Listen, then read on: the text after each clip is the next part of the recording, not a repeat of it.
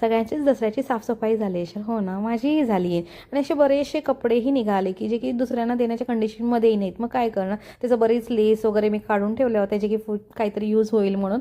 आणि अशा पेन्सिल्सही मला सापडल्या होत्या. म्हटलं चला या 2 आहेत तर 2 दांड्या बनवू म्हणून म्हटलं हॉट ग्लूच्या मदतीने मी अशी प्रॉपर अशी इक्वली लेस लावून घेतली आणि सुकू दिलं. नंतर मग लटकन बनवायला घेतलं. आता एक्झाम्सही चालू होत्या, मग अभ्यासही घेणं गरजेचं होतं. मग वेळ तर होतच होता तसा अभ्यास घ्यायचा. चिवला वर्कशीट्स वगैरे बनवून द्यावे लागतात. दिशूची तशी गरज लागत नाही, दिशू सेल्फ स्टडी करते, त्यामुळे चिवचाच अभ्यास चालू होता. मध्ये मध्ये ती येत होती आणि तिच्यासोबतच मी हे कंप्लीट करून घेत होते.